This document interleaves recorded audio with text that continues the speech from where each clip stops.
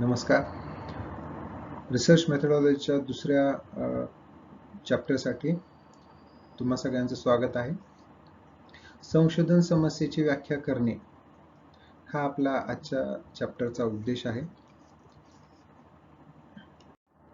संशोधन समस्या, आपण आपला जो प्रॉब्लेम स्टेटमेंट घेतलेला आहे, ज्याच्यावर आपण काम करू इच्छिता, ती नेमकी काय असायला पाहिजे, कशा पद्धतीनं त्याचं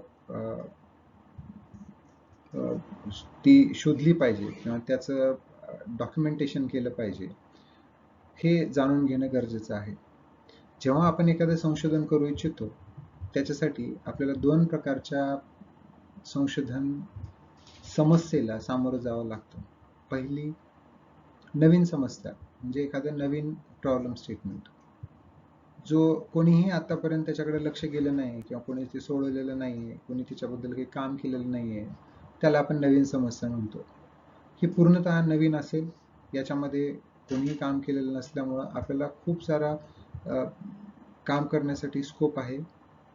त्याच्यानंतर त्याच्यामध्ये आपण जे करू ते सर्व काही नवीन असेल, पण ते करते वेळेला बऱ्याचशा दुसऱ्या पण अडचणी येऊ शकतात, ज्यामध्ये आपल्याला त्याच्याबद्दलचं माहिती, पुस्तकं किंवा तोंडी माहिती, लेखी माहिती या स्वरूपातील काहीही साहित्य उपलब्ध असणार नाही. त्यामुळं त्या सर्व गोष्टीला आपण विचारात घेऊन ती समस्या निवडली पाहिजे. दुसरा प्रकार आहे, एखादी समस्या आहे आणि त्याच्याबद्दल आधीच काहीतरी त्याच्याबद्दल सोल्युशन किंवा उपाय लोकांनी सुचवलेला आहे. ते जो उपाय आहे त्या समस्येचा, त्या प्रॉब्लेम स्टेटमेंटचा, तो आपण आपली प्रॉब्लेम स्टेटमेंट म्हणून घेऊ शकतो. त्याच्यावर आपण परत काम करू शकतो. पण ते काम करते वेळेला आपण काय करायला पाहिजे, काय लक्षात, तर ती त्या सोडवलेल्या उपायावर मध्ये काही सुधारणा करण्याची गरज आहे का, की आहे तोच प्रॉब्लेम पूर्णपणे योग्य आहे.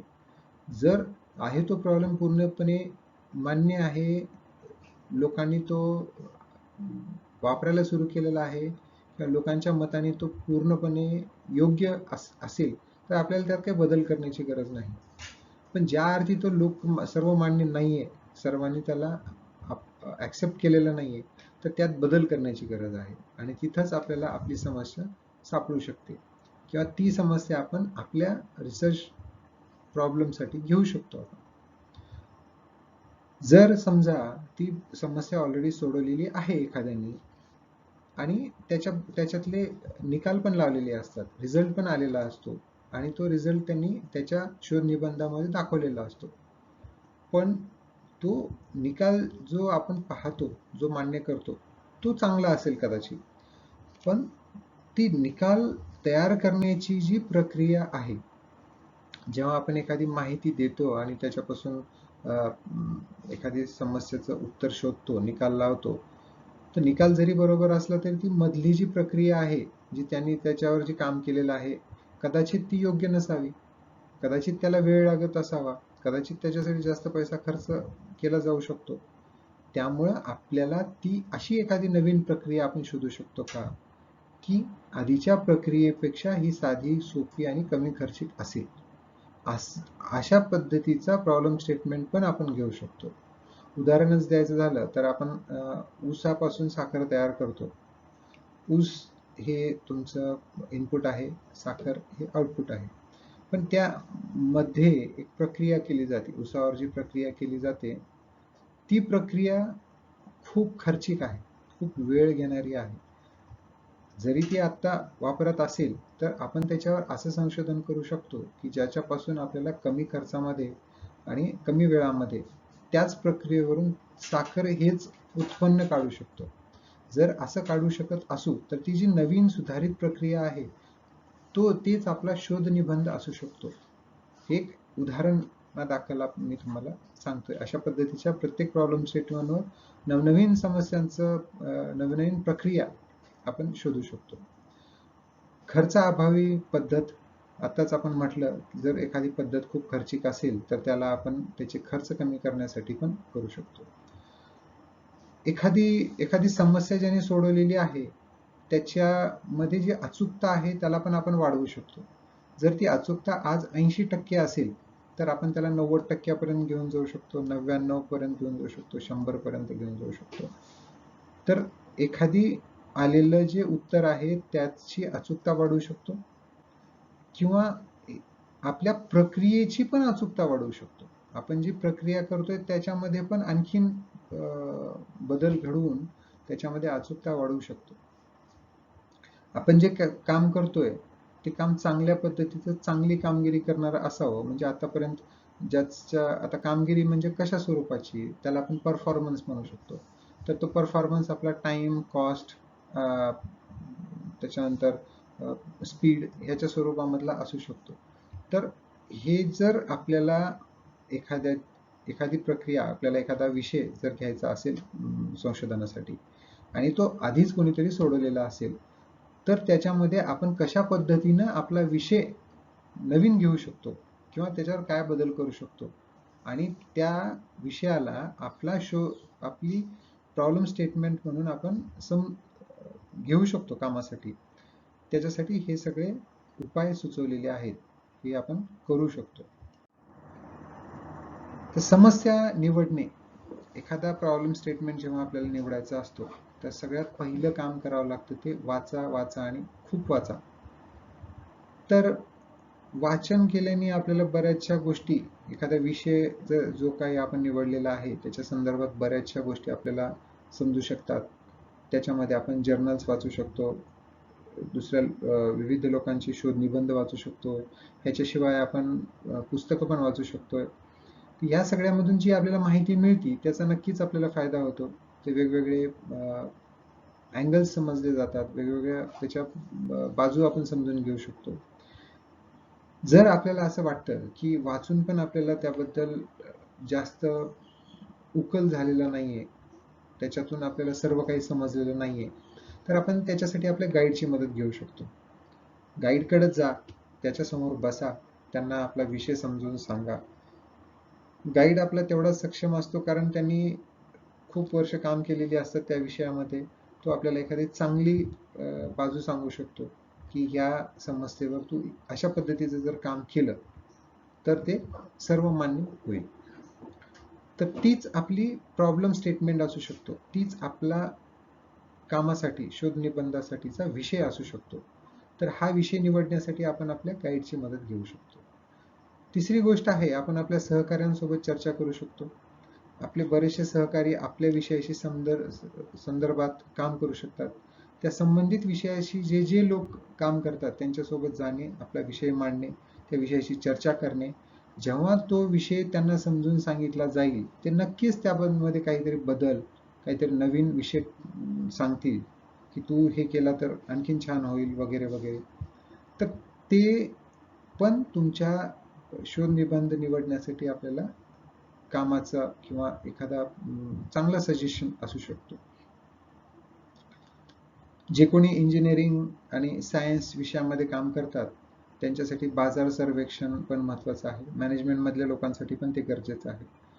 जे प्रॉब्लेम स्टेटमेंट आपण निवडतोय, जो विषय आपण निवडतोय, त्याचा आधीच कुणीतरी त्याच्यावर उपाय दिलेला असतो, सोल्युशन दिलेलं असतं आणि ते सोल्युशन आपण जर पाहिलं बाजारामध्ये की ते उपलब्ध आहे किंवा नाहीये, जर ते आधीच उपलब्ध असेल आणि ते सर्वमान्य असेल आणि त्याच्यामध्ये काही बदल लोकांना नको असेल तर आपण तो विषय घेणं टाळलं पाहिजे. पण जर एखाद्याने तो उपाय शोधलाय, बाजारात उपलब्ध आहे, पण तो लोकांना मान्य नाही आहे, लोक त्याच्यामध्ये काहीतरी बदल इच्छित आहेत, तर तो आपला विषय असू शकतो. त्यामुळे बाजारामध्ये जाऊन बघणं, त्याला बाजार सर्वेक्षण आपण असं म्हणतो, तर ते करणं गरजेचं आहे, जेणेकरून आपल्याला आपल्या विषयामध्ये बदल करता येईल किंवा आपल्याला विषय निवडण्यासाठी पण त्याचा फायदा होईल. खालील मुद्दे विचारात घेतले पाहिजेत विषय निवडताना. जो विषय जास्तीत जास्त काम केलेला आहे तो विषय निवडता कामा नये.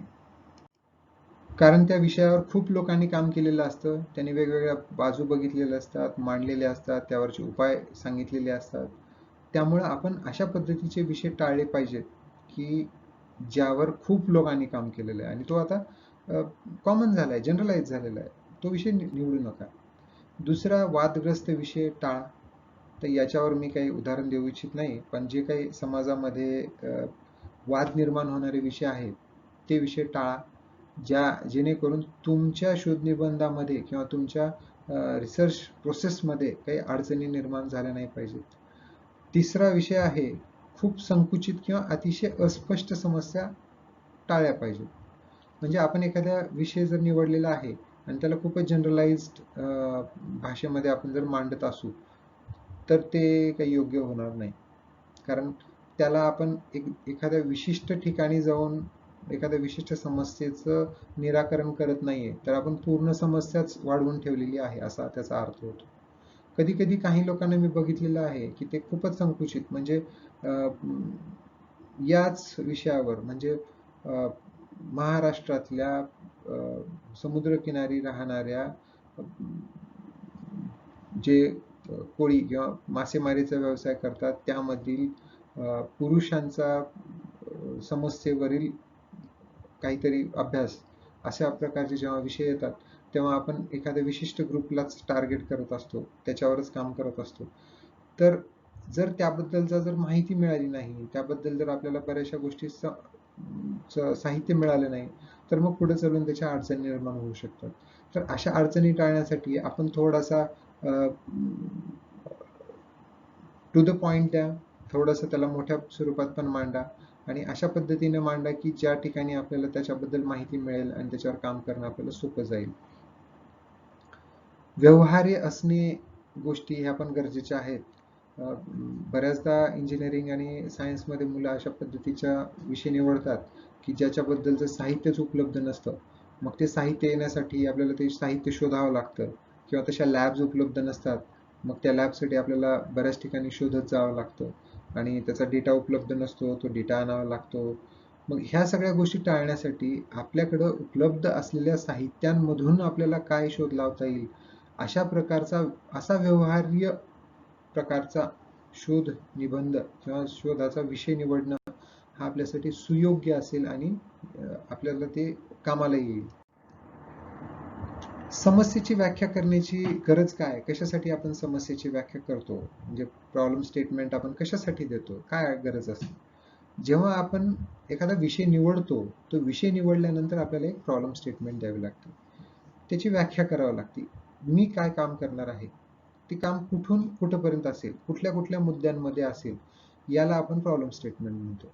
जर आपण अशा पद्धतीची जर समस्या लिहू शकू किंवा त्याचे तशा पद्धती मुद्दे सूदपणे मांडू शकू, याचा अर्थ आपल्याला ती समस्या, तो विषय पूर्णपणे समजलेला आहे असं त्याचा अर्थ होतो. जर आपल्याला तो विषय पूर्णपणे समजलेला आहे म्हणजे काय, तर त्याच्या सगळ्या बाजू समजलेल्या आहे, त्याच्यावर काय काम केलेलं आहे लोकांनी ते समजलेलं आहे, आणि हे समजलं आहे याचा अर्थ आपण तो विषय कसा सोडवायचा, त्याची समस्या कशी सोडवायची हे देखील आपल्याला समजलेलं असतं.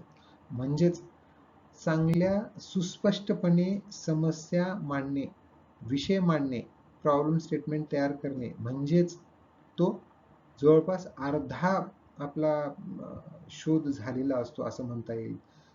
याला मी तर अर्धवट सोडवलेली समस्या म्हणतो, म्हणजे जवळपास अर्ध काम आपलं झालेलं असतं. पुढचं काम आपलं म्हणजे आपल्याला प्रॉब्लेम समजलेला असतो, त्याच्यावर आता फक्त ट्रीटमेंट करायची असते आणि त्याचं उत्तर काढायचे असतात, एवढंच बाकी राहिलेलं असतं. त्यामुळे मी म्हणेल की समस्या जर व्यवस्थित मांडता आली तर जवळपास आपलं अर्ध काम झालंय असं आपण म्हणायला काही हरकत नाही. समस्येची व्याख्या करण्यात काय तंत्र आहे, आपण समस्येची व्याख्या, प्रॉब्लेम स्टेटमेंट कशा प्रकारे आपण करू शकतो, तर त्याच्या स्टेप्स काय आहेत. पहिलं स्टेप आहे तो समस्येचे सामान्य पद्धतीचे विधान करायचे. एक हायपोथेसिस आपल्याला लिहायचं आहे, एक विधान मांडायचं की जर मी ह्या विषयावर काम केलं किंवा अशा अशा प्रक्रिया जर केली तर त्याचं उत्तर असं येईल, आपल्याला असं म्हणायचं. तर ते करते वेळेला आपल्याला पूर्णपणे विषय समजला पाहिजे, त्या समस्येचं स्वरूप समजून घेतलं पाहिजे, म्हणजेच प्रॉब्लेम स्टेटमेंट व्यवस्थित लिहिली पाहिजे. एकदा का आपण त्याच्यापर्यंत आलो की मग त्याच्यानंतर त्याच्या साहित्याचं सर्वेक्षण केलं पाहिजे. त्याचे कुठले जर्नल्स त्याविषयी संदर्भात आहेत, कुठले पुस्तकं लिहिलेली आहेत, लोकांनी त्याच्यावर काय स्पीच दिलेलं आहे, लोकांनी त्याबद्दल काय उत्तरं दिलेली आहेत, कशा पद्धतीने समस्या सोडवलेल्या आहेत, या सगळ्या गोष्टी जेव्हा आपण समजून घेऊ त्याला आपण लिटरेचर सर्वे असं म्हणू, जो की एक आपला शोध निबंधाचा एक एक चॅप्टर असेल, तो आपल्याला पुढं कामाला पण येणार आहे. हे सर्वेक्षण जेव्हा आपण करू, ते सर्वेक्षण आपण आपल्या गाईड सोबत, आपल्या सहकाऱ्यांसोबत, आपल्या मित्रांसोबत जेव्हा चर्चा करू, तेव्हा ते पण आपल्याला काहीतरी सुचवतील, आणि ते जेव्हा सुचवतील त्या गोष्टी आपण लिहून ठेवायच्या आहेत. एक लिखित स्वरूपातील हे आपलं स्वतःचं एक साहित्य राहील, ज्याचा उपयोग आपल्याला पहिल्या स्टेजमध्ये आपण जे म्हणतोय सामान्य पद्धतीचं विधान, ते बदलण्यासाठी होईल, त्याला आणखीन चांगल्या पद्धतीने मांडण्यासाठी त्याचा उपयोग होईल. म्हणजे आपण आता समस्या समजून घेतली, त्याच्याबद्दलचं साहित्य वाचलं, त्याच्याबद्दलचं आता डिझाईन आपण केल्यासारखं आहे. आता आपल्याला त्याचं निराकरण म्हणजे त्याच्यावर प्रॅक्टिकल इम्प्लिमेंट करायचं आहे, त्याच्यावर आपल्याला प्रक्रिया करायची आहे आणि त्याचं उत्तर काढायचं आहे, एवढंच बाकी राहतं. तर हे सगळं आपल्याला करण्यासाठी समस्येची व्याख्या करावी लागते, आणि त्याला ह्या सगळ्या स्टेप्स आहेत, याच्या थ्रू जावं लागतं आपल्याला. तर हे समजून घेतल्यानंतर मी तुम्हाला सगळ्यात शेवटचं एक प्रश्न देतोय, की आता हे समजून घेतल्यानंतर तुम्ही स्वतः तुमच्या विषयाशी संदर्भातील समस्येचं विधान लिहा, एक हायपोथेसिस लिहा, की बाबा तुम्हाला काय केलं पाहिजे तुमच्या शोध निबंधासाठी किंवा संशोधनासाठी, ते लिहून काढा. धन्यवाद.